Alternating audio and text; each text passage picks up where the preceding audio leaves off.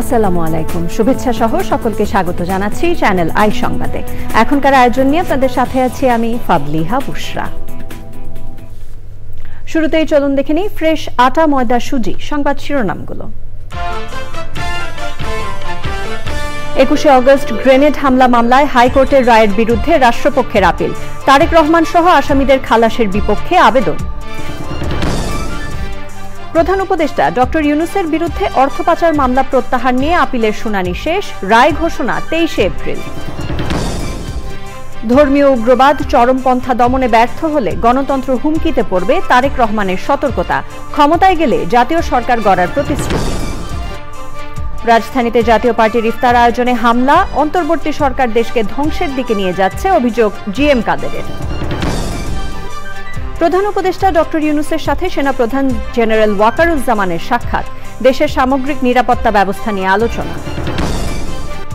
এবং খিলক্ষেতে শিশু ধর্ষণের ঘটনায় মামলা, সুস্থ আছে ভুক্তভোগী, দলবদ্ধ পিটুনির শিকার অভিযুক্ত কিশোরের অবস্থা স্থিতিশীল।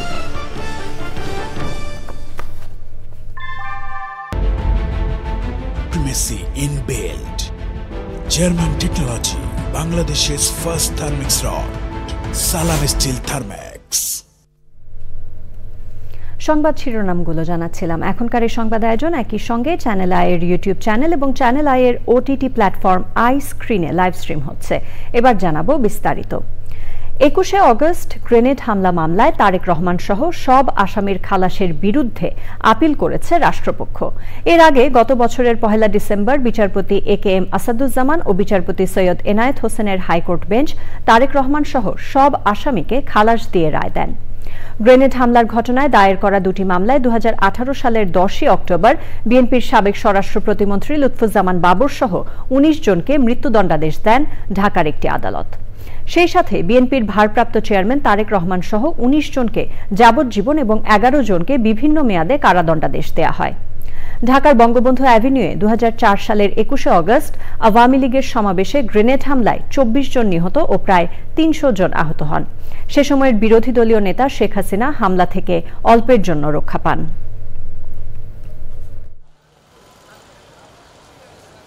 21শে আগস্টে জনাব লুৎফুজ্জামান বাবর সহ জনাব তারেক রহমান সকলকেই আমাদের হাইকোর্ট বিভাগ খালাস দিয়েছিল। এই মামলার পূর্ণাঙ্গ রায় বের হয়েছে। পূর্ণাঙ্গ রায় বের হওয়ার পরে রাষ্ট্রপক্ষ থেকে একটি লিভ টু আপিল দায়ের করা হয়েছে।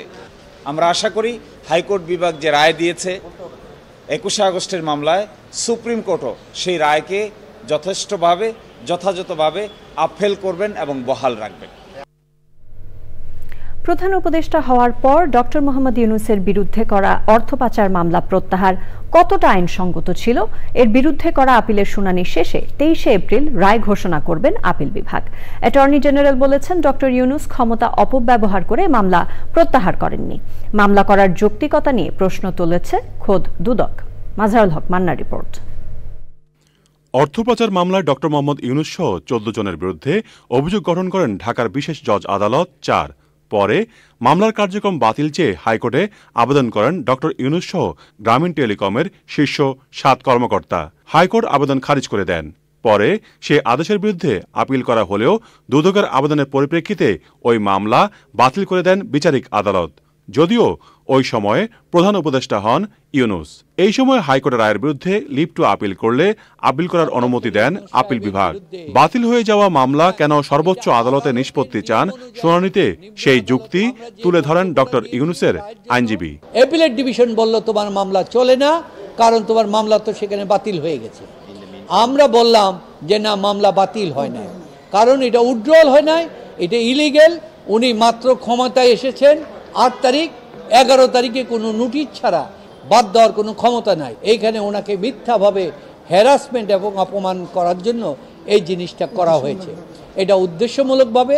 পরে অ্যাটর্নি জেনারেল ও দুদকের বক্তব্য শুনে আদেশ দেন প্রধান বিচারপতি সৈয়দ রেফাত আহমেদের নেতৃত্বে 4 বিচারপতির বেঞ্চ। দুদকের পক্ষের থেকেও বলছে, যেখানে অ্যাকাউন্টের হিসাবটাই বেমিল থাকে সেখানে এটা ক্রিমিনাল মামলা হয় না। আগে লিভ গ্রান্ট করেছিল যে, আর এইটা ফুল অ্যাপ্লিকেশন হিয়ারিং করে আগামী 23 এপ্রিল রায়ের জন্য রেখেছেন। 2023 সালে 30 মে মামলা করে দুদক। তদন্ত প্রতিবেদনে বলা হয় আসামিরা 25 কোটি 22 লাখ টাকা আত্মসাৎ করেছেন। অবৈধভাবে অর্থ স্থানান্তর করা হয়েছে, যা মানি লন্ডারিং প্রতিরোধ আইনে অপরাধ। মাঝফড়ক মান্না, চ্যানেল আই, ঢাকা। বিএনপির ভারপ্রাপ্ত চেয়ারম্যান তারেক রহমান বলেছেন, ধর্মীয় উগ্রবাদ ও চরমপন্থা নিয়ন্ত্রণ করতে না পারলে গণতন্ত্র হুমকির মুখে পড়বে। রাজধানীতে রাজনীতিবিদদের সম্মানে বিএনপির ইফতার মাহফিলে ভার্চুয়ালি যুক্ত হয়ে তিনি বলেন, নির্বাচন আর সংস্কারকে মুখোমুখি দাঁড় না করিয়ে নির্বাচনী সংস্কারেই বেশি গুরুত্ব দিতে হবে। নির্বাচনে জয়ী হলে বিএনপি জাতীয় সরকার গঠন করবে বলে ঘোষণা দেন তারেক রহমান। রাহুল রায়ের রিপোর্ট।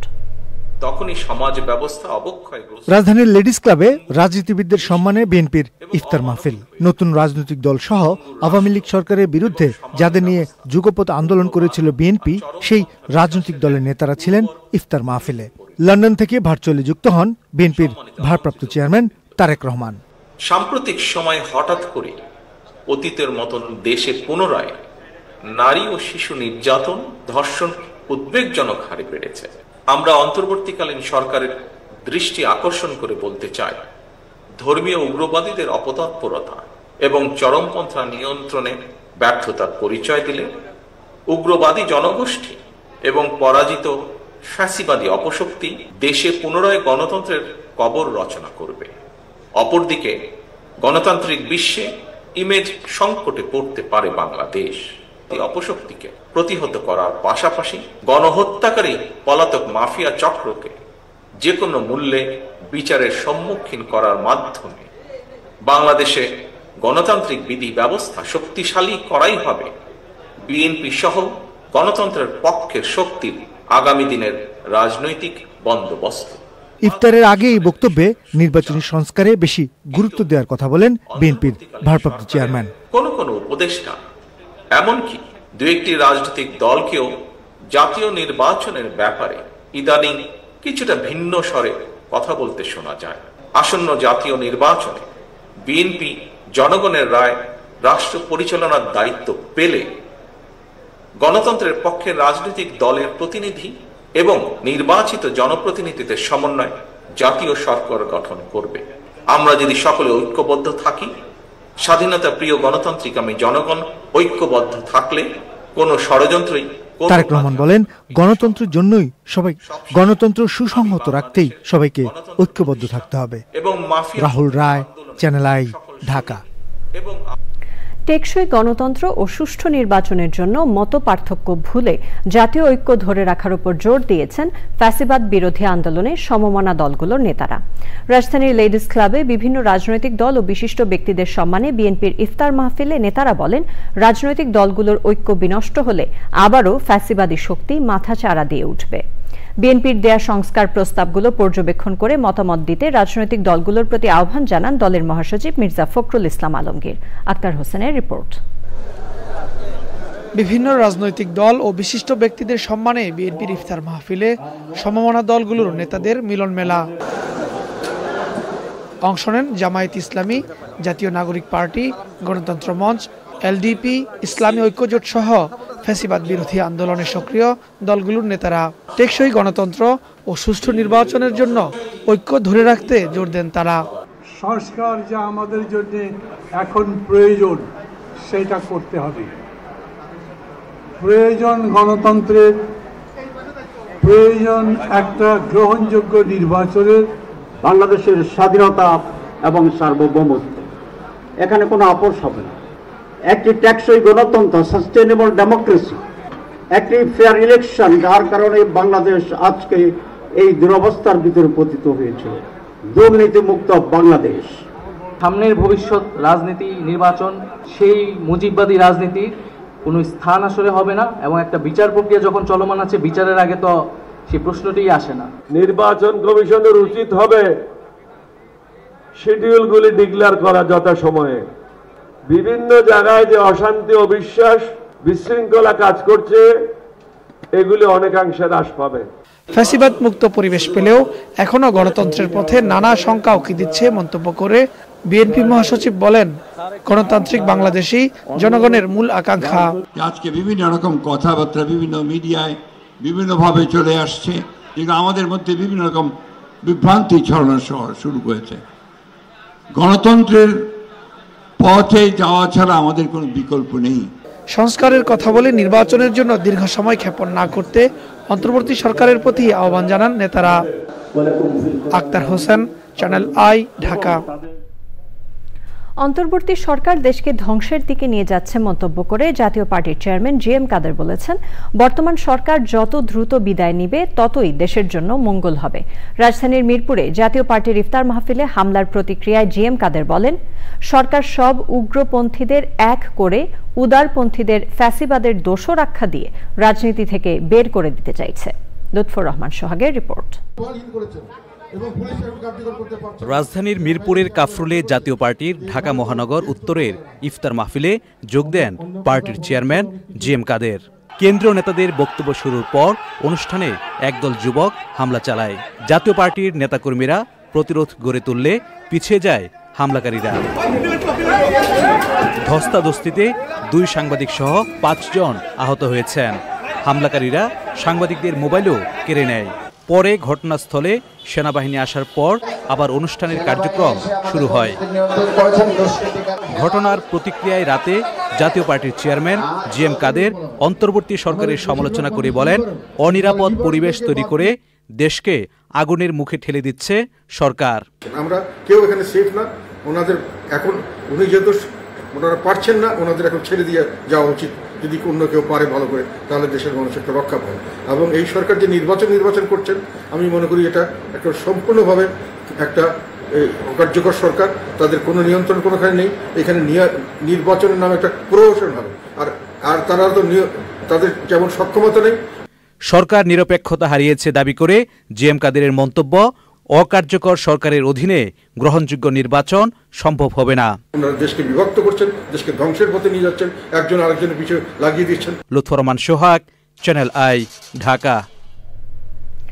দেশে এখনো ন্যায় বিচার নির্বাসনে রয়েছে, শিক্ষার অবস্থা ভাঙাচোরা বলে মন্তব্য করেছেন জামায়াতে ইসলামের আমির ডক্টর শফিকুর রহমান। বাংলাদেশ লয়ার্স কাউন্সিলের উদ্যোগে সুপ্রিম কোর্ট বার মিলনায়তনে ইফতার মাহফিলে একথা বলেন তিনি। গত সরকার রাজনৈতিকভাবে সব বিচার করেছে বলেও মন্তব্য করেন জামায়াতের আমির।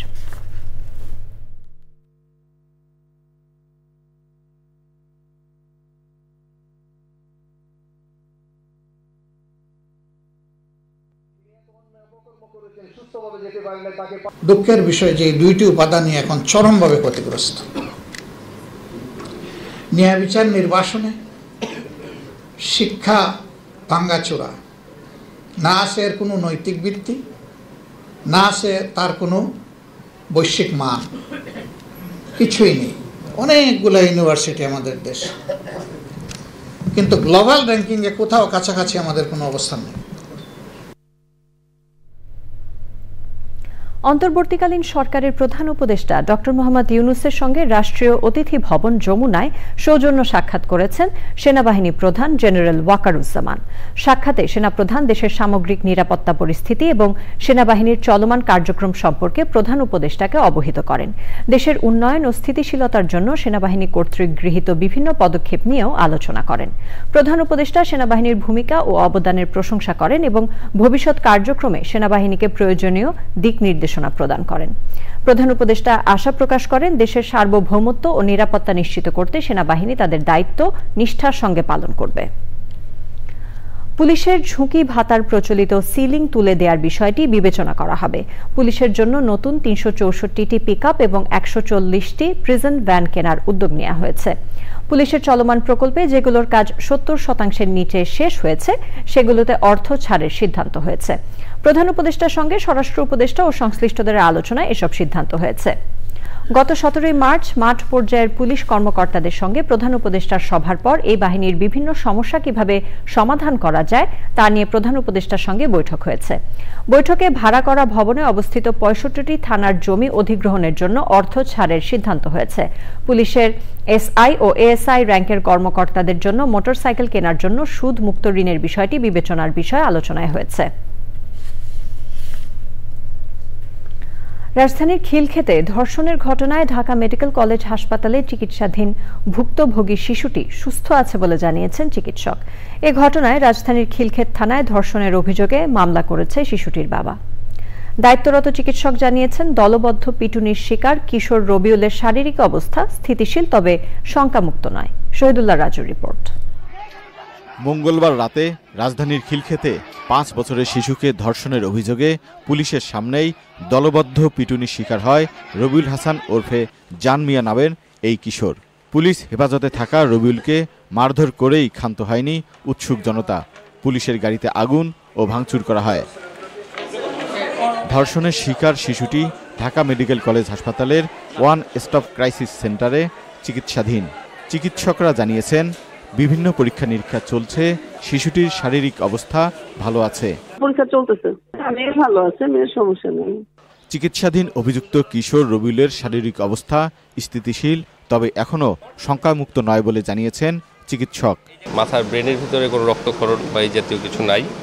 তো এখন আজকের যে কন্ডিশন, সেটা তার শারীরিক অবস্থায় স্থিতিশীল আছে। দলবদ্ধ পিটুনির শিকার কিশোরের দাবি, সন্দেহের বশে তাকে মারধর করা হয়েছে। সন্দেহ করে আজকে আমার মারছে। আমি আমার ছোট ফেরেশতার মতো বোন, আমি কিছু করছি না, আজকে সন্দেহ করে আমার মারছে। পুলিশ জানিয়েছে, ধর্ষণের অভিযোগে খিলক্ষেত থানায় মামলা করেছে ভুক্তভোগী শিশুটির বাবা। দুটো মামলা দায়ের করা হয়েছে। যিনি ভিকটিমের বাবার আবেদনের প্রেক্ষিতে একটা নারী শিশু নির্যাতন দমনের মামলা করা হয়েছে। এছাড়া পুলিশের কর্তব্য কাজে বাধা প্রদানের অভিযোগে আরও একটি মামলা করা হয়েছে এবং ওই মামলায় 2 জনকে গ্রেপ্তার করা হয়। খিলক্ষেতে পুলিশের উপর হামলা ও ভাঙচুরের ঘটনায় আরও একটি মামলায় 2 জনকে গ্রেপ্তারের কথা জানিয়েছে police. Shahidullah Raju, channel I, Dhaka. বাণিজ্য উপদেষ্টা শেখ বশিরউদ্দিন বলেছেন, সরকারের প্রতিটি সংস্থা সমন্বিতভাবে কাজ করছে বলেই রমজানে দ্রব্যমূল্য সহনীয় আছে। তবে চালের দাম এখনো কমেনি উল্লেখ করে উপদেষ্টা বলেছেন, এ বিষয়ে সরকার কাজ করছে। পরাগ আজিমের রিপোর্ট। 2026 সালের নভেম্বরে বাংলাদেশ স্বল্পোন্নত দেশ থেকে উন্নয়নশীল দেশের কাতারে প্রবেশ করবে, যাকে বলা হয় এলডিসি গ্র্যাজুয়েশন। এর পরবর্তী সময়ে বাংলাদেশের রপ্তানি খাতে চ্যালেঞ্জ ও সুযোগ নিয়ে এফবিসিসি এর আয়োজনে সেমিনার অংশ নেন ব্যবসায়ী ও গবেষণা সংস্থার প্রতিনিধিরা। আমাদের প্রফিট করতে হবে এবং সার্ভাইভ করতে হবে। বক্তারা বলেন, কিছু চ্যালেঞ্জ ও অসুবিধা সত্ত্বেও বাংলাদেশকে এলডিসি থেকে উত্তরণের পরবর্তী সময়ের জন্য প্রস্তুতি নিতে হবে এখনই। এজন্য রপ্তানিতে বৈচিত্র্য আনার পরামর্শ তাদের। কোন দেশ আমাদেরকে ডিউটি ফ্রি দিল, আমরা কোন জায়গায় ওয়েভার পেলাম, সরকারের কাছ থেকে সাবসিডি পেলাম কি পেলাম না, এই কম্পিটিটিভ আইডিয়া থেকে আমাদের কমপ্লিটলি বেরোতে হবে। এফিসিয়েন্সি লেড, অর্থাৎ দক্ষতা ভিত্তিক একটি অর্থনীতিতে দক্ষতা ভিত্তিক খাত উন্নয়নের দিকে আপনাদের যেতে হবে। আমার 180 মিলিয়ন মানুষেরকে আপার মিডল ইনকামে মুভ করা, এই domestic market is not enough. আমাকে গ্লোবাল মার্কেটসকে লেভারেজ করতেই হবে, এবং গ্লোবাল মার্কেটস যখনই আমি লেভারেজ করতে যাব, এক্সপোর্ট ডাইভার্সিফিকেশন এবং competitiveness is absolutely essential. Within the RMG sector যদি আপনি ডাইভার্সিফিকেশনের কথা বলেন, সবচেয়ে বড় সুযোগ হচ্ছে আমাদের এখন সবচেয়ে পোটেনশিয়াল জায়গাটা হচ্ছে আমাদের ম্যানমেড ট্রাইবেল নিয়ে কাজ করা। সেমিনারে প্রধান অতিথির বক্তৃতায় বাণিজ্য উপদেষ্টা বলেন, এলডিসি থেকে উত্তরণের ক্ষেত্রে বাংলাদেশের চ্যালেঞ্জ অনেক হলেও সুযোগ তার চেয়ে বেশি। কথা বলেন দ্রব্যমূল্য নিয়েও। আমরা যে বাজারে এই মুহূর্তে কিছুটা স্বস্তি, কিছু পণ্যে অস্বস্তি এখনো আছে, আমরা দেখতে পাচ্ছি। এটার মূল কারণ হচ্ছে আমাদের তো এই সমস্যাটা ছিল সরবরাহ কেন্দ্রিক। সো এখানে ট্যারিফ কমিশন বলেন, ন্যাশনাল বোর্ড অফ রেভিনিউ বলেন, কমার্স মিনিস্ট্রি বলেন, ভোক্তা অধিকার বলেন, everybody have worked coordinated, and alhamdulillah it has brought some amount of success. Of course আমাদের চালের মূল্যে এই মুহূর্তে একটা সমস্যা আমরা দেখতে পাচ্ছি। We want to see as to how আমরা এই সাপ্লাই সাইডটা ইমপ্রুভ করতে পারি।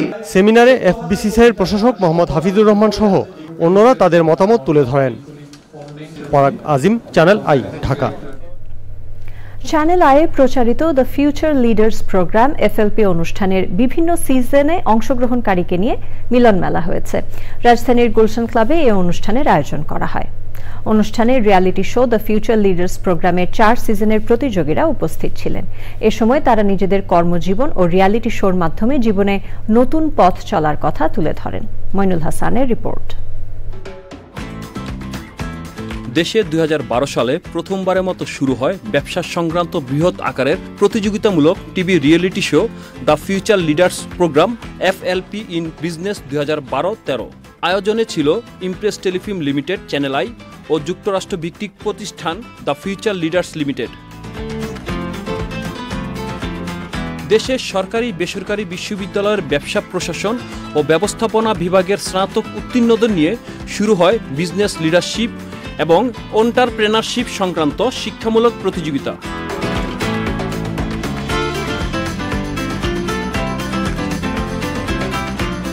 2012 সালে শুরু হওয়া রিয়েলিটি শোটির 4টি সিজনে সফল আয়োজন হয়। এত বছর পর চ্যানেল আই প্রচারিত FLP অনুষ্ঠানের বিভিন্ন সিজনে অংশগ্রহণকারীদের নিয়ে রাজধানীর গুলশান ক্লাবে পূর্ণ মিলন মেলা। অনুষ্ঠানে অংশগ্রহণকারীরা তাদের অভিজ্ঞতার কথা তুলে ধরেন। আমাদের একটা কনসার্ট আয়োজন করতে হয়েছে, আমাদের একটা প্রোডাক্টের প্রবলেম নিয়ে কাজ করতে হয়েছে, আমাদের কাস্টমারদের সাথে সরাসরি ডোর টু ডোর যে কথা বলতে হয়েছে। সো একটা প্রোগ্রাম যখন অ্যারেঞ্জ করি তখন যে প্রবলেমগুলো হয় সেটা একদম প্রবলেম অন দ্য স্পটে কীভাবে সলভ করতে হয় সেই জিনিসটা আমাদের করতে হয়েছে। প্রোগ্রাম মেন্টর তাসলিম আহমেদ বলেন, বিভিন্ন টিভি চ্যানেলে অনেক ধরনের রিয়েলিটি শো রয়েছে, কিন্তু এই রিয়েলিটি শোটি ছিল একেবারে ব্যতিক্রম।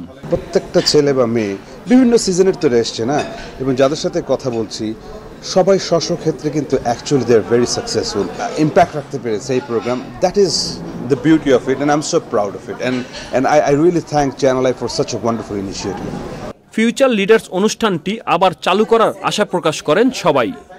Monul Hasan, channel I, Dhaka. এবার রয়েছে আই স্পোর্টস।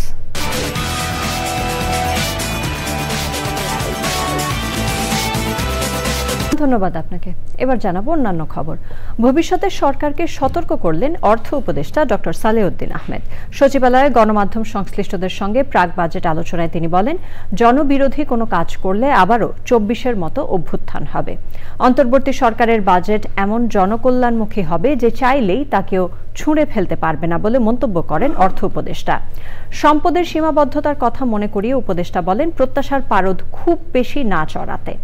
আলোচনায় সামাজিক সুরক্ষার আওতা এবং ভাতার পরিমাণ বাড়ানোর পরামর্শ দেন গণমাধ্যমের জ্যেষ্ঠ সদস্যরা।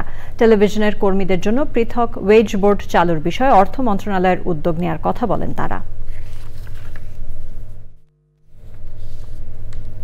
প্রিয় দর্শক, আপনারা দেখছেন চ্যানেল আই সংবাদ। সময় হয়ে গেল একটি বিরতি নেবার। বিরতির পর আবারও আমন্ত্রণ চ্যানেল আই সংবাদে।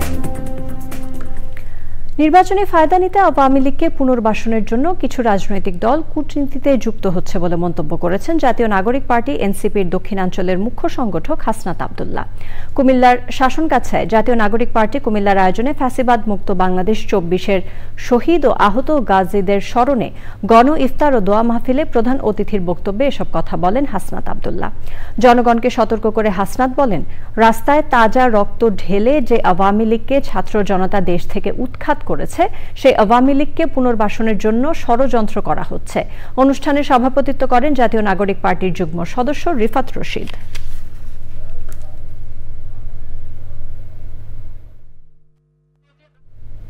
কোনো চাঁদাবাজ দখলবাজ বিএনপির সদস্য হতে পারে না বলে মন্তব্য করেছেন বিএনপির জাতীয় নির্বাহী কমিটির সদস্য ও সাবেক প্রতিমন্ত্রী অধ্যাপক রেজাউল করিম। নারায়ণগঞ্জের সোনারগাঁয়ে উপজেলা ও পৌর বিএনপি আয়োজিত ইফতার মাহফিল ও আলোচনায় তিনি এসব কথা বলেন। নারায়ণগঞ্জ জেলা যুবদলের সাবেক সাধারণ সম্পাদক শাহ আলম মুকুলের সভাপতিত্বে অনুষ্ঠানে বিশেষ অতিথি ছিলেন স্বেচ্ছাসেবক দলের কেন্দ্রীয় কমিটির সাবেক সহ সভাপতি অধ্যাপক ইমতিয়াজ বকুল, নারায়ণগঞ্জ জেলা স্বেচ্ছাসেবক দলের সদস্য সচিব সালাউদ্দিন সালু, জামায়াতে ইসলামের কেন্দ্রীয় নেতা ডক্টর ইকবাল হোসেন ভূঁইয়া, পৌর যুব দলের সাবেক সভাপতি ফারুক আহমেদ ও তপন সহ উপজেলা বিএনপি ও বিভিন্ন অঙ্গ সহযোগী সংগঠনের নেতাকর্মীরা উপস্থিত ছিলেন। এবার জানাবো নিটোল টাটা আন্তর্জাতিক সংবাদ।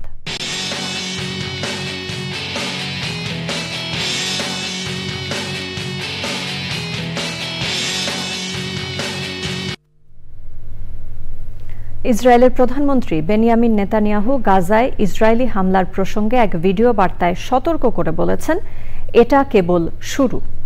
গাজায় ইসরায়েলি যুদ্ধ বিমানগুলো থেকে ব্যাপক পরিসরে হামলার পর নেতানিয়াহু এমন মন্তব্য করলেন। যদিও ইসরায়েলি বাহিনীর দাবি তারা শুধু হামাসকে লক্ষ্যবস্তু করেই হামলা চালিয়েছে। আইস্ক্রিন সাংস্কৃতিক সংবাদ।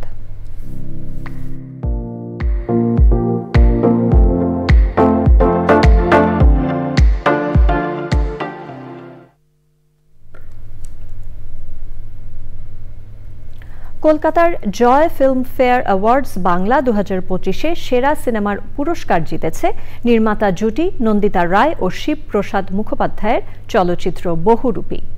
সেরা পরিচালকের পুরস্কারও পেয়েছেন নন্দিতা রায় ও শিবপ্রসাদ। ছবির কেন্দ্রীয় চরিত্রে অভিনয়ের সুবাদে সেরা অভিনেতার পুরস্কার পেয়েছেন শিবপ্রসাদ। মঙ্গলবার রাতে কলকাতার একটি 5 তারকা হোটেলে জমকালো আয়োজনে পুরস্কার ঘোষণা করে ফিল্ম ফেয়ার কর্তৃপক্ষ। এদিন রাতে সেরা সিনেমা, সেরা অভিনেতা, সেরা অভিনেত্রী সহ মোট 25টি বিভাগে পুরস্কার দেয়া হয়। আসরে সমালোচক ক্যাটাগরিতে যুগ্মভাবে সেরা সিনেমার পুরস্কার পেয়েছে চালচিত্র এখন ও মানি কবাবুর মেঘ। বাদলি সিনেমায় অভিনয় করে সেরা অভিনেত্রীর পুরস্কার পেয়েছেন শুভশ্রী গাঙ্গুলি। সমালোচক ক্যাটাগরিতে সেরা অভিনেতা বিভাগে যুগ্মভাবে পুরস্কার পেয়েছেন অঞ্জন দত্ত ও অভিনন্দন ব্যানার্জি। সমালোচক ক্যাটাগরিতে সেরা অভিনেত্রীর পুরস্কার পেয়েছেন মমতা শঙ্কর।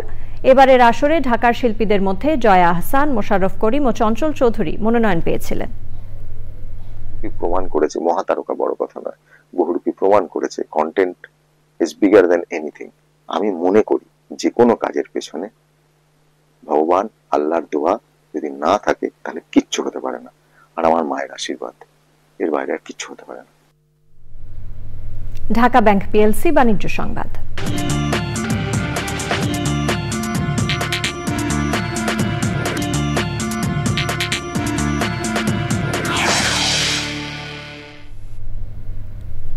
আবারও বিপুল সংখ্যক কর্মী ছাঁটাই করতে যাচ্ছে বিশ্বের অন্যতম বৃহৎ ই-কমার্স প্রতিষ্ঠান অ্যামাজন। এবার প্রায় 14,000 কর্মী ছাঁটাই করবে কোম্পানিটি। মূলত ব্যয় সংকোচনের লক্ষ্যে এই কর্মী ছাঁটাই করা হবে।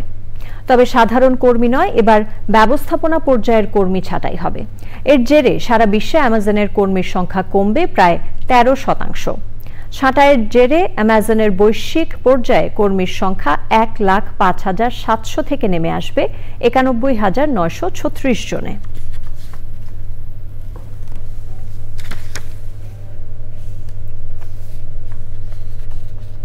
সংবাদে আবারও সময় হয়ে গেল একটি বিরতি নেবার। বিরতির পর সাথে থাকার জন্য ধন্যবাদ সবাইকে। ঋণের নামে আইএফএসসি ব্যাংক থেকে শেখ হাসিনার উপদেষ্টা সালমান এফ রহমানের 2,375 কোটি টাকা আত্মসাতের অভিযোগে ব্যাংকের 4 কর্মকর্তাকে জিজ্ঞাসাবাদ করেছে দুর্নীতি দমন কমিশন দুদক। সংস্থার উপপরিচালক ইয়াসির আরাফাতের নেতৃত্বে একটি টিম তাদের জিজ্ঞাসাবাদ করে। দুদকের অভিযোগে বলা হয়েছে 2023 সালের ডিসেম্বরে 1 বছর বয়সী 5টি কোম্পানিকে প্রায় 2,375 কোটি টাকা ঋণ দেয় আইএফআইসি ব্যাংক। এমন অভিযোগের প্রেক্ষিতে জিজ্ঞাসাবাদ করা হয় আইএফআইসি ব্যাংকের DMD Shah Mohammad Moinuddin, Iqbal Parvez Chowdhury, corporate manager Wasim Ali ও রিলেশনশিপ ম্যানেজার তসলিমা আক্তারকে। এদিকে প্রায় 750 কোটি টাকা জ্ঞাত আয় বহির্ভূত সম্পদ অর্জনের অভিযোগে মাদারীপুর 3 আসনের সাবেক সংসদ সদস্য আব্দুস সোবহান গোলাপের বিরুদ্ধে মামলা করেছে দুদক। বিকেলে সংস্থার প্রধান কার্যালয়ে নিয়মিত ব্রিফিংয়ে মামলা ও জিজ্ঞাসাবাদের বিষয়ে বিস্তারিত তুলে ধরেন দুদক মহাপরিচালক আক্তার হোসেন। নরসিংদী সরকারি পলিটেকনিক ইনস্টিটিউটের শিক্ষক, শিক্ষার্থী ও কর্মচারীদের নিয়ে নৈতিকতা ও শুদ্ধাচার বিষয়ক আলোচনা সভা হয়েছে। বিকেলে ইনস্টিটিউট প্রাঙ্গণে আলোচনা সভায় সভাপতিত্ব করেন ইনস্টিটিউটের অধ্যক্ষ প্রকৌশলী নিহার রঞ্জন দাস। বক্তৃতা করেন পুলিশ লাইন্স জামে মসজিদের ইমাম ও খতিব হাফেজ মাওলানা মির্জা আব্দুস সবুর। এ সময় ইনস্টিটিউটের বিভিন্ন বিভাগের শিক্ষক ও শিক্ষার্থীরা উপস্থিত ছিলেন। আলোচনা শেষে দোয়া ও ইফতার মাহফিলের আয়োজন করা হয়।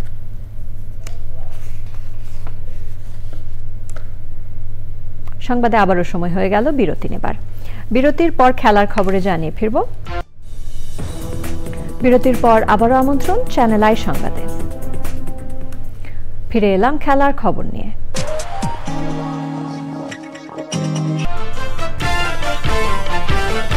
একুশে অগস্ট গ্রেনেড হামলা মামলায় হাইকোর্টের রায়ের বিরুদ্ধে রাষ্ট্রপক্ষের আপিল। তারেক রহমান সহ আসামিদের খালাসের বিপক্ষে আবেদন। প্রধান উপদেষ্টা ডক্টর ইউনূসের বিরুদ্ধে অর্থ পাচার মামলা প্রত্যাহার নিয়ে আপিলের শুনানি শেষ। রায় ঘোষণা 23 এপ্রিল। ধর্মীয় উগ্রবাদ চরমপন্থা দমনে ব্যর্থ হলে গণতন্ত্র হুমকিতে পড়বে, তারেক রহমানের সতর্কতা। ক্ষমতায় গেলে জাতীয় সরকার গড়ার প্রতিশ্রুতি। রাজধানীতে জাতীয় পার্টির ইফতার আয়োজনে হামলা, অন্তর্বর্তী সরকার দেশকে ধ্বংসের দিকে নিয়ে যাচ্ছে, অভিযোগ জিএম কাদেরের। প্রধান উপদেষ্টা ডক্টর ইউনূসের সাথে সেনাপ্রধান জেনারেল ওয়াকারুজ্জামানের সাক্ষাৎ, দেশের সামগ্রিক নিরাপত্তা ব্যবস্থা নিয়ে আলোচনা।